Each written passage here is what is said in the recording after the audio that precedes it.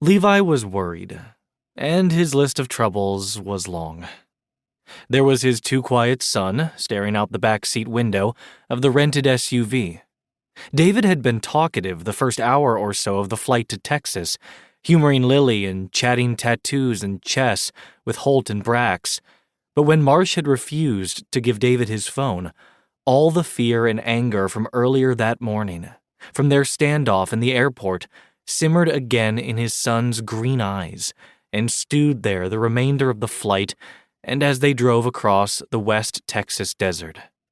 Their locked-down phones were another worry. The FBI agent and Levi understood why it was necessary. They didn't want to be tracked. Burners were safer. But the son and brother in him worried his parents or sisters would forget to use the burners if an emergency arose. What if Orchard Investments or Ader Capital sent henchmen to breach Aunt Liz's compound? What if Aunt Liz and his mother tore each other and the place apart themselves?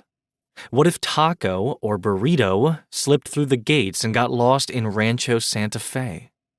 And then there was the cowboy-sized worry in the driver's seat beside him.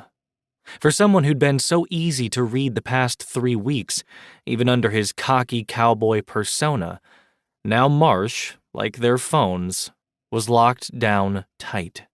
His moment of vulnerability on the plane, a 30,000-foot memory. It was impossible to tell what was going on behind his dark brown eyes, what thoughts were causing him to clench his jaw every few minutes, what wrong words Levi had said to cause Marsh to rebuild his walls. Did he even still want to fight for his case, or for Levi and David?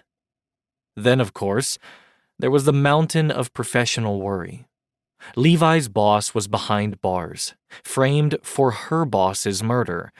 His partner and another colleague were in the hospital.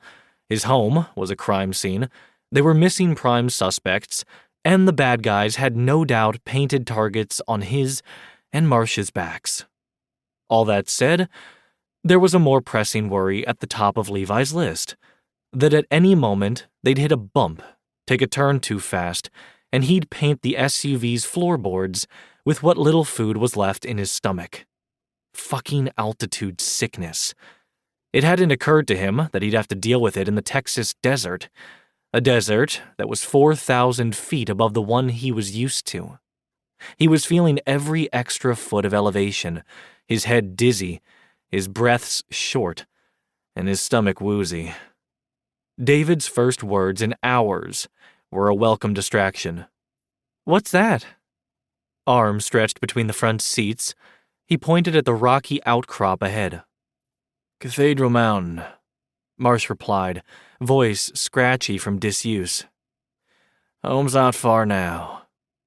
Levi wanted to ask more about the mountain and their surroundings, but Marsh slowed, turned on his blinker to signal Holt and Brax behind them, and turned off the highway onto a side road.